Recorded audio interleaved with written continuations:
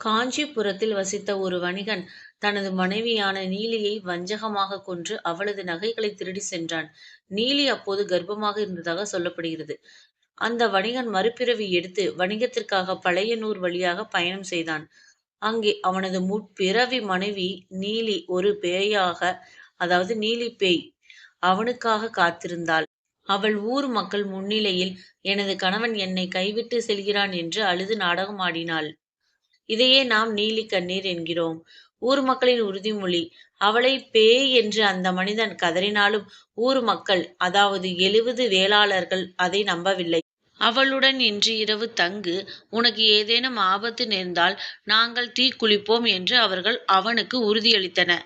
அன்று இரவு நீலி தனது உண்மையான உருவத்தை எடுத்து அந்த மனிதனை கொன்று பழிவாங்கினாள். தான் கொடுத்த வாக்கை காப்பாற்ற பழையனூரை சேர்ந்த அந்த 70 வேளாளர்களும் தீயில் இறங்கி உயிர் நீத்தனர். திருவாலங்காட்டில் உள்ள வடாரணேஸ்வரர் கோவிலில் இன்றும் நீலி மற்றும் 70 வேளாளர்களுக்கு சிலைகள் உள்ளன. இந்த கதை சேக்கிழார் எழுதிய பெரிய புராணத்தில் குறிப்பிடப்பட்டுள்ளது. நாட்டுப்புறவியலில் நீலி ஒரு நீதி தேவதை போல கருதப்படுகிறாள். வஞ்சிக்கப்பட்ட பெண்ணின் ஆக்ரோஷமான வடிவமாக தொடங்கி இறுதியில் அந்த ஆக்ரோஷம் தணிந்து ஊரை காக்கும் சக்தியாக நிலை பெறுகிறாள். இன்று பல கிராமங்களில் குலதெய்வமாகவும் காவல் தெய்வமாகவும் போற்றப்படுகிறாள். இன்னும் சில கிராமங்களில் இசக்கி அம்மனாகவும் வழிபடுகிறோம்.